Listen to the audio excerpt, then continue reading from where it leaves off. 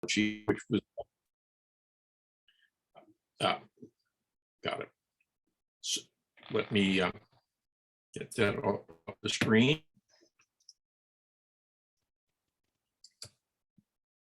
Somehow, there we go. So I wrote a book on glass making called Fitarology. There were literary groups, poems, plays. We would meet on Saturdays to reenact the plays of Shakespeare, etc. It was a wonderful life at that time. Okay. So the War of 1812 came on, and that was to change everything. The British trade ceased with the War of 1812, and that was great for the glass business because they were our biggest competition. 80% of our glass went to window glass, but we were working more and more to produce flint glass, which was optical grade, could be used for houseware, etc. Things were going very well for me. I was reinvesting all of my salary back into the factories, growing well, and then the Treaty of Ghent in 1815 ended the War of 1812. Suddenly, British coal-fired glass flooded the market. It was cheaper, and I have to admit it was of better quality.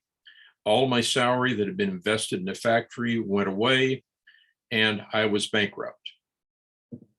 This was a horrible thing for me because I had a lot of pride in what I did, and I couldn't I couldn't overcome it. So for 3 years, I kind of suffered with that. Meanwhile, let's take you back to what was going on in the country. The Louisiana Purchase was in 1803, and as you can see by this map, it covered a broad swath of the middle of what you would now call the United States.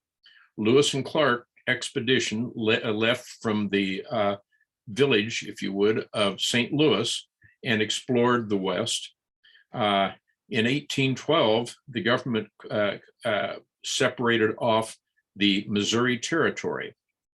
Now, Missouri Territory went all the way down to the tip of Louisiana. So this is a map of that territory, and you can see the territory in pink. This portion down here is New Mexico and was owned by Spain at that time. And so from 1812 to 1821 was the duration of the Missouri Territory. Now, we knew from the word that was coming back from to the east, we knew a little bit about the territory. St. Louis had been, the area that you now call St. Louis, had been a French trading post since 1864. It went back between Spain and France during that time. A man named Laclede was one of the main traders there. In 1804, Lewis and Clark departed for there. The area still remained heavily French at that time, and it wasn't until 1823 that it was incorporated as a city. Now, word of lead mining had gotten back. The French had started lead mining in 1720, although in fact, the Native Americans, as you now call them, the Indians as we knew them, had been mining lead there for several hundred years prior. In 1798, Moses Austin moved to the area. He had had lead mines elsewhere, heard of the deposits, and came there and made a tremendous amount of money. It was called the Lead King at Mines of Burton, which he renamed Potosi. Life was good for him until the same panic occurred, the crash of the market, and then the panic of 1819, which was the largest financial collapse in the history then. Land was for sale in Missouri River. The proposed statehood was kind of hanging in the balance, but nobody had made a decision on it.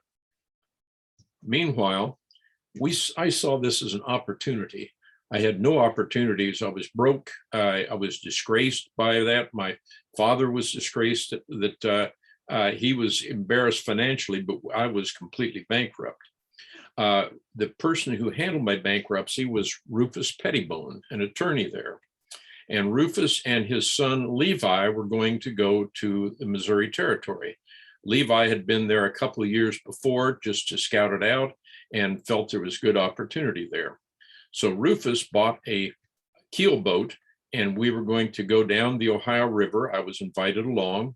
We went down the Ohio River, down to where it comes in at the bottom of what you now call Missouri, and then back up partway towards St. Louis.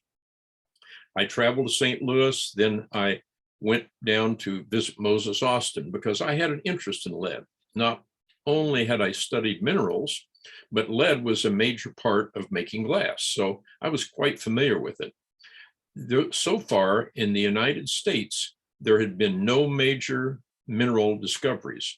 So this was the first one that really was of financial importance.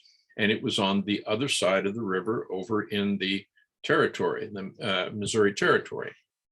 So I stayed with Moses Austin. He kindly took me in. I lived in his house. His son, Stephen, who you may have heard of, Stephen Austin, had a little bit of notoriety or popularity in some of the Mexican territory that became Texas. So Moses and Stephen was my age. They took me around to the various mines where I collected specimens. I got a lot of information. In the back of my mind, I was hoping to write a book on this, get that to Washington where people would be impressed enough that I would become the superintendent of mining for the entire territory. That was my plan. However, I was told about lead deposits somewhere on the James Fork of the White River. Now, even to this time, I don't know how anybody knew about that remote area, knew that there was lead out there, but somehow that word had gotten back to Moses Austin. I saw this as an opportunity, thinking maybe I could get into the lead mining business there. I certainly by now knew a lot about lead mining.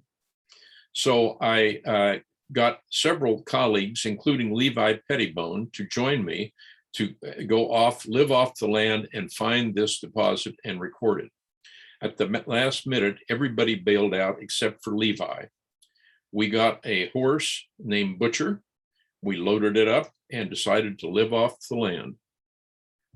So this is what I wrote in my book, which you will be seeing on the first day. I begin my tour where other travelers have ended theirs, on the confines of the wilderness and at the last village of white inhabitants between the Mississippi River and the Pacific Ocean. This Potosi did not look quite this built up at that time, I must add. So this is a map that has been put together by the University of Missouri, James Harlan, and it is much more detailed. I wish I'd had this when I made my tour because what we knew was very little and no maps at all. So this is the trip from Potosi up here, down, all the way down to what you would now consider the state line, and then across over to where our eventual destination was on the outskirts of what is now Springfield. So this is really a story of rivers, because at that time, rivers were the only way that you could really travel, not necessarily paddling on them, but always in contact with them, because fresh water was necessary for life. Travel over the uplands was easier.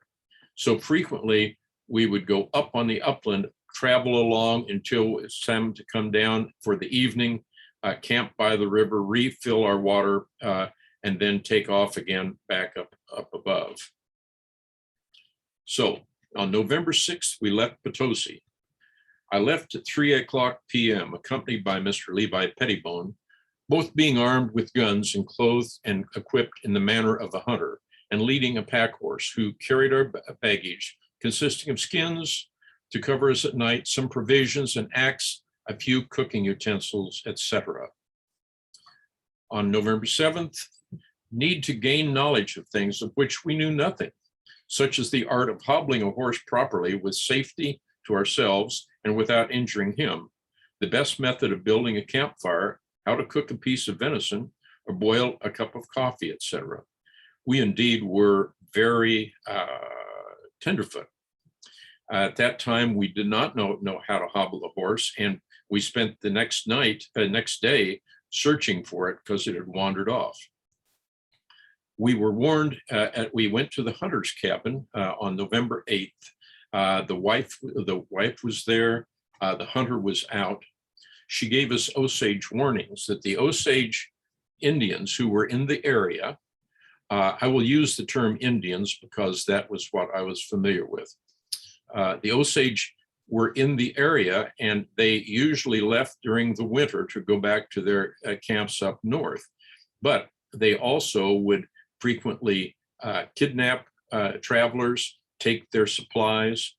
So it was dangerous for us to be traveling. This quote also from my book. She told us also that our guns were not well adapted to our journey, that we should have had rifles. We had scatter guns, and pointed out some of the other errors in our dress, equipment, and mode of traveling, while we stood in astonishment to hear a woman direct us in matters which we had before thought were peculiar and exclusive to the providence of men. Eventually, her husband returned, and he agreed to guide us. Unfortunately, just for a while. So on November 10th, we were at the Big Piney, you see up here in the right-hand corner. And on that day, Roberts, our hunter, who was leading us, saw a bunch of deer and went chasing after them. He said he'd be right back. He didn't. In fact, he never returned. We were to discover only when we returned months later that he had gotten lost and found his own way back home without us. Now we were two neophytes in the midst of a trip with no real knowledge of what we were doing. We went down through Ashley's Cave, which was a saltpeter cave, a component of gunpowder. We recorded that. And then we traveled each day down here for 20 days on our own, just following the river, and till we finally reached a settler 20 days later who fed us. During that time, it was 20 days without seeing another human. We would travel up for moving and down for water. The bottomlands were frequently bushy and brushy and had very, very thick river cane, which was good for butcher to eat, but terrible for us to travel through. A quote from our journey: highland prairie with little timber or underbrush covered with grass, region of stony precipices and brambled valleys. We did not know at that time that the Native Americans for hundreds of years would burn those upper areas to hold down the brush, make fresh grass grow for wildlife so that they would be able to hunt their game better. So after 20 days, we finally made it down here to the settler's cabin. Now, we get a lot of, Levi and I get nowadays, a lot of criticism or jokes because we were so ignorant of what we were doing. I would point out that we had no guide, no GPS, no cell phone, not even a map. We had no path to follow. We were just following the river and had few, if any, woodsman skills. And yet we persevered for 20 days and completed the journey. While not accomplished woodsmen, we at least had guts. So we ran out of food frequently. On November 26th, we found a deserted camp from far before a native camp where there was pumpkins growing, and we gorged on pumpkins that night, a feast. Another night, we were without any food, and we lit a torch, cut up a bullet into 20 pieces to make it a shotgun shell, if you would, and went out with the torch, found a turkey in the tree and shot it out of the tree, and had a feast for 2 days. We kept pushing on, and most importantly, keeping notes on the landscape. On November 16th, rough landscape. I quoted at that time, when the Edinburgh Reviewer estimated that Louisiana only costs 3 cents per acre, on the average of the whole number of square miles in the territory, he probably had no idea that there was any part of this which could be considered dear at that price. Yet I think it would be much money dearly expended in the purchase of such lands as we've traversed today. So the outbound trip, once we met with a settler here in his cabin, we made our way across every few days, finding another settler along the White River area. They were all good to us. They all fed us. They gave us direction. They were very kind to us. And we recorded those meetings and our impressions of those. That is one thing that I think you'll find in our book that is somewhat thoughtless of us.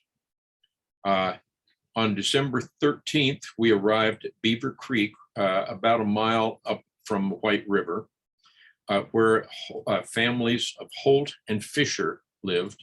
They had just arrived. They had built cabins, but did not have a roof or floor on their cabins.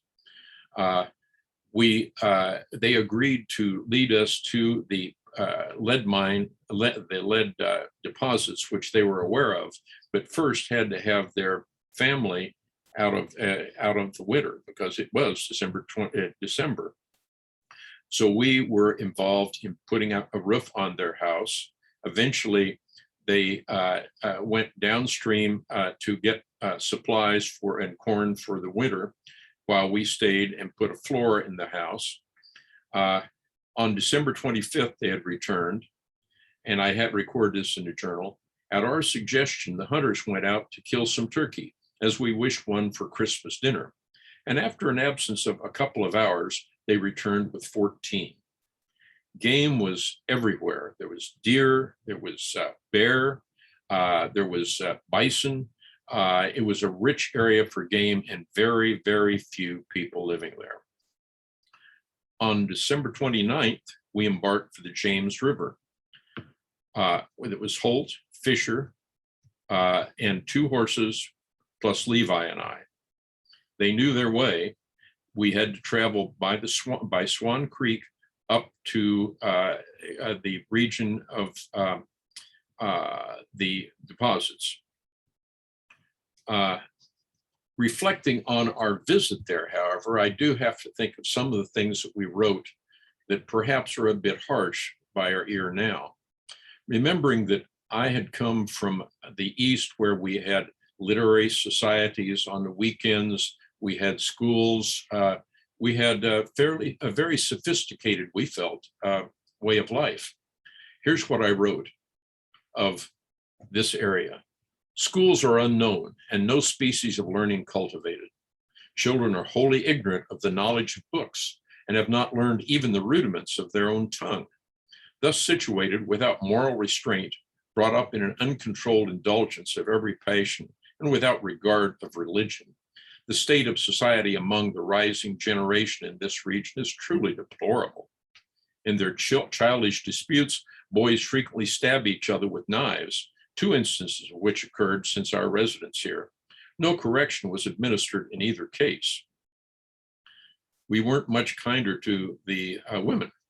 The girls are brought up with little care and inured to servile employments.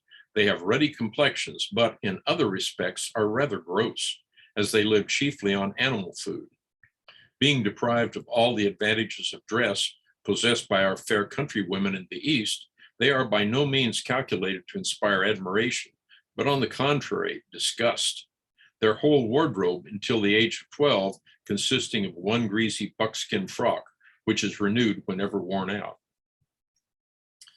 So we took the trip up Swan Creek and through Christian County that you know now, and up to the headwaters about 3 miles east of what is, I understand now, a nature center. I don't know what that is, but there is a nature center up there, and that's where we found the lead deposits.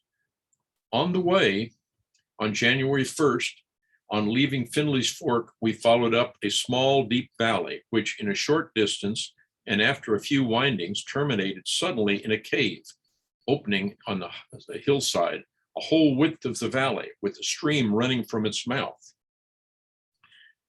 This, I understand, is now called Smolin Cave or Civil War Cave. And you can read much more about what I described in my book of that day as we went through the cave. On January 4th, having found the lead deposits, we took some of the lead and melted it down for bullets. We explored the region. On January 4th, I described the prairies, which commenced at a distance of 1 mile west of this river, are the most extensive, rich, and beautiful of any which I have seen west of the Mississippi. They are covered with coarse wild grass, which attains so great a height that it completely hides a man on horseback in riding through it. The deer and elk abound in this quarter, and buffalo are occasionally seen in droves upon the prairie and in the high upland woods.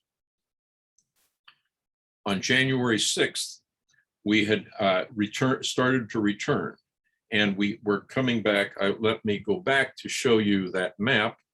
We had gone up by way of Swan Creek here. And by the way, we did stop and see some Osage hunting camps that had recently been deserted and described the appearance of those.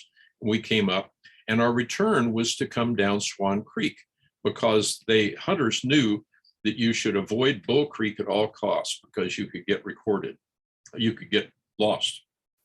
So on January 6th, after being foiled in several attempts to get out of the draughts of Bull, which are remarkably brushy, rocky, and steep, we at last succeeded in struck a hollow which led into the valley of Swan Creek. Encamped in this hollow, having traveled all day long, probably traveling only 10 miles, killed 7 deer. Now, this is the notes from my actual written journal, which I used to write my final journal with. So these are brief notes that gave me my memory to write the book that you have read or will be reading. Now, I have a confession to make at this point, and there's no way I can avoid it. I am not the 228-year-old Henry Rowe Schoolcraft. I know that's hard to believe looking at me, but I'm actually a retired doctor with a Schoolcraft addiction. So let me tell you about that. In 1996, Milton Rafferty wrote Rude Pursuits and Rugged Peaks, Schoolcraft's Ozark Journal. The middle third of it is the journal reproduced. The first part is biography of Schoolcraft, and the last is a description day by day of what the land looked like when he wrote this in 1996, compared to what Schoolcraft described. In 1998, in Springfield, they were creating a program at a cemetery there called Voices of the Past, where people stood by their grave dressed in period clothes and told their story. A friend of mine was in charge of this, and she was nagging me to do reenactments while I was trying to avoid it. She finally said, well, if you could be anybody, who would you be? Knowing that Henry was buried in Washington, D.C., I said, I'd be Henry Rowe Schoolcraft. And she said, oh, good, the Ozarks' first tourist. Trapped. So I did that, and since that time have been doing Henry in various forms and diving deep into his story. So here is where it gets really, really weird. In 1995, we bought land on Bull Creek, south of Ozark. If you're familiar with the Highway W, going down Highway W and then turning onto Red Bridge Road, and we're at the bottom of Red Bridge Road.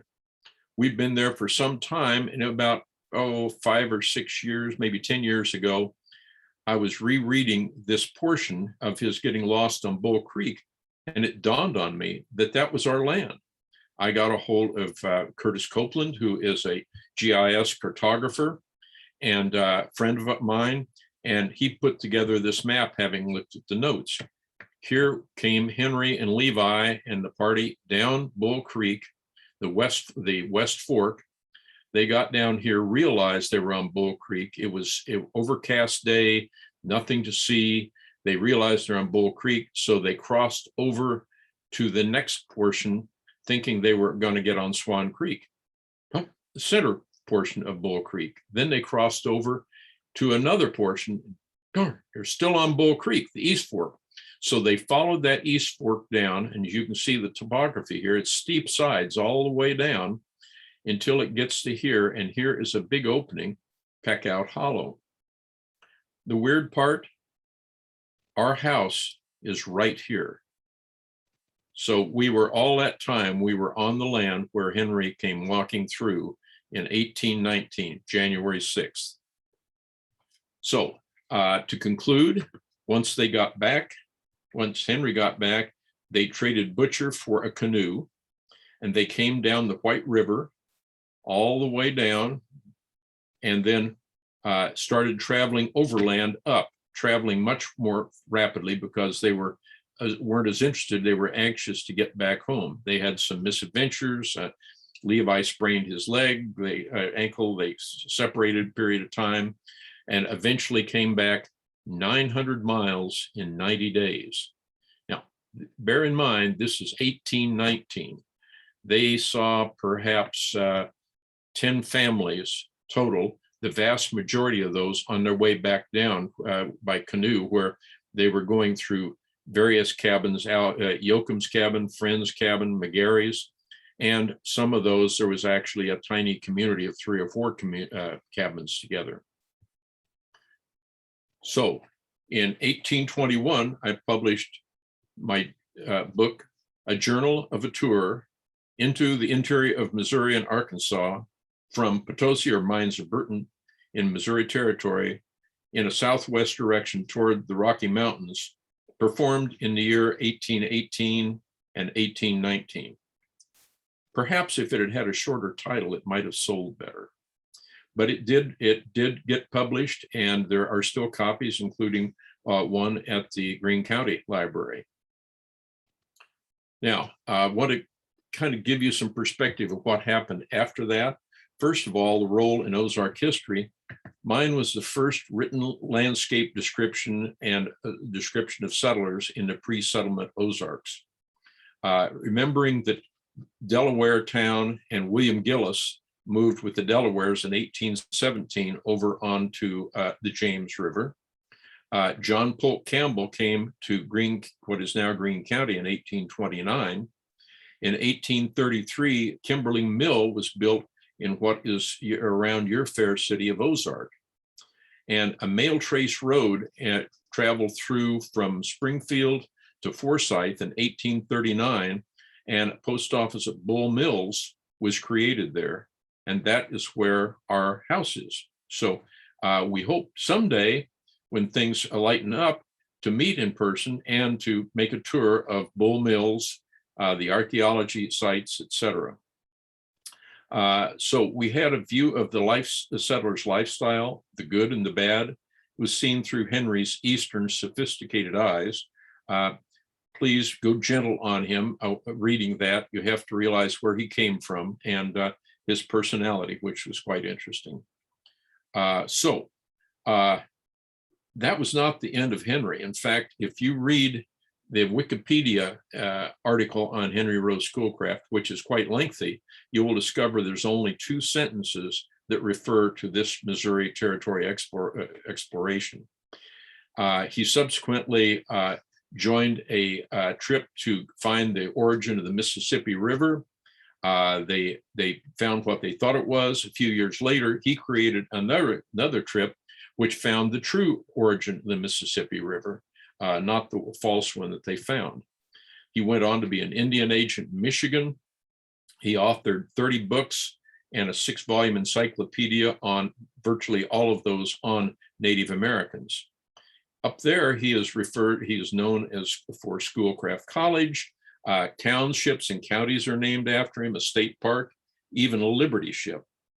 And we made a visit to Sault Ste. Marie, which still has his original house where he had been the Indian agent.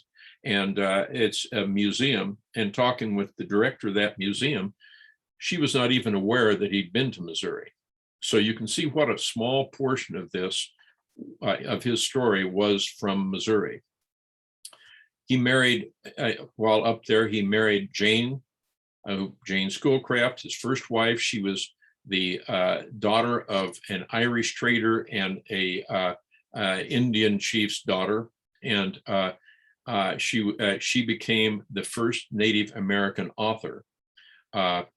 They had a good relationship initially, and then eventually she was rather sickly and died. She bore 2 children.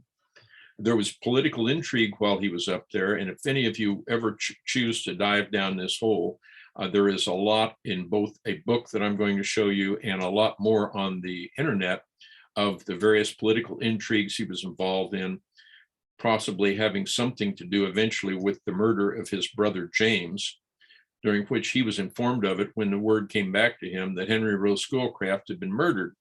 And he realized that wasn't true, that wasn't him. He subsequently married Mary Howard, who was a Southern woman.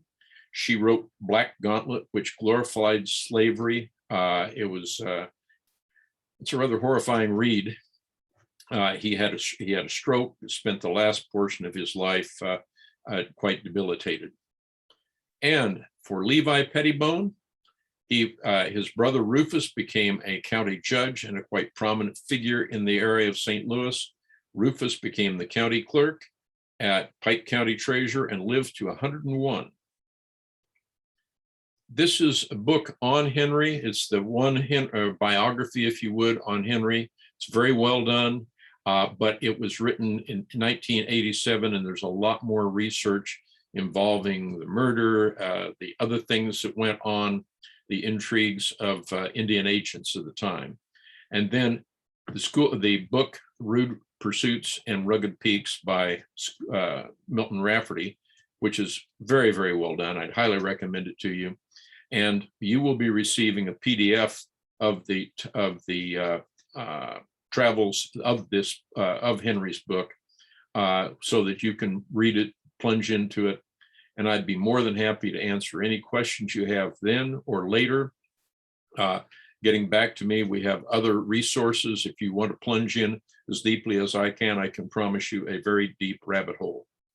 So that is the end of what I have. There's my, should have my email there. And if not, Mrs. Mahwini there, who has so kindly put this together, I'm sounding more like Henry by the minute, will be happy to put us in contact. So with that, I will kind of open it up to any questions that you might have. All right, thank you very much for the presentation. Does anybody have questions? Yeah, I have a question. Could you give us a little bit of description of Henry's personality? Oh, yes, his personality. Very interesting. Henry was both a very prideful man, and he was very sensitive to any kind of insults or any kind of embarrassment, such as going broke, which was a big one there.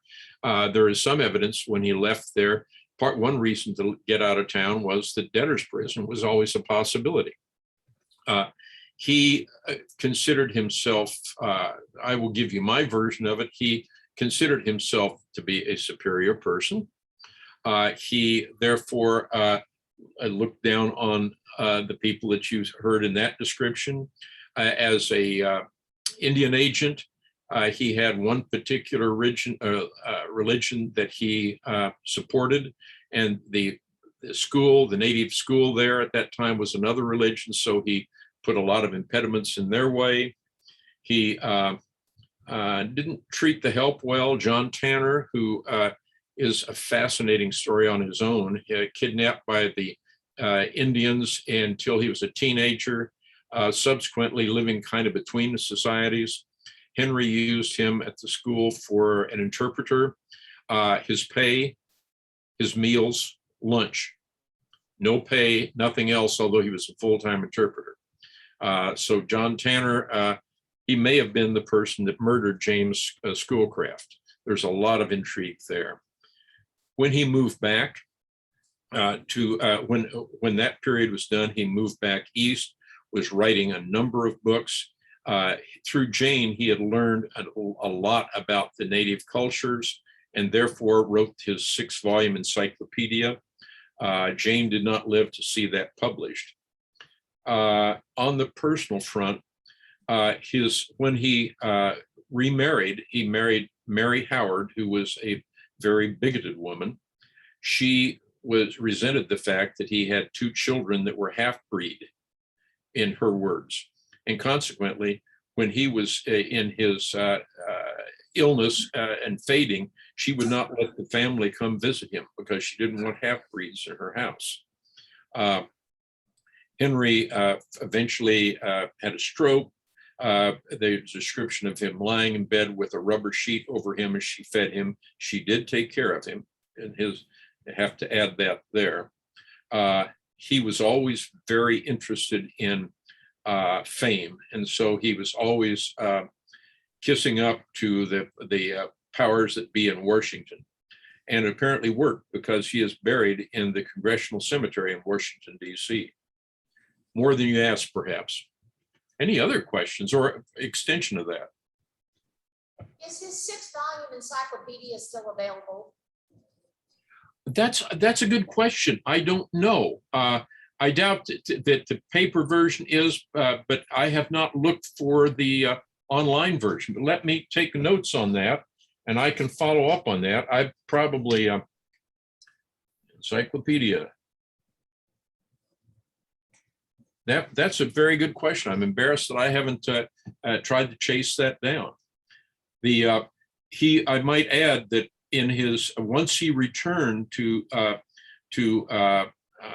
the lead mines after his journey, he put together a book called the Lead Mines, a View of the Lead Mines of Missouri. And that did sell fairly well. It didn't get him enough fame to get him appointed to a position, but it did become a standard at the time for people that were interested in lead mines. And as I say, particularly at that time, mining was short, so that was a good economic opportunity. Did he ever gain the financial success he wanted? He gained financial security. I don't know that he could ever have achieved the financial success he wanted, but he did. He was secure. He made good money as an Indian agent. He was secure until the time of his death. He never went bankrupt again. I guess he would say close enough from his point of view. I've got 3 or 4 questions. And they're in no particular order. How close was he physically to Ozark? How close was what to Ozark? How close was he on his journey, since he was a smaller cave? How close was he to the land of Ozark, Missouri? Okay, it's kind of Can you hear me? broken up, so I can't Oh, hear. that's okay. I think it's because our air conditioning is Good running at the time. How close did they come to Ozark, Missouri? Well, they came up. Let me go back to that. Try not to get you too dizzy. So that was not it.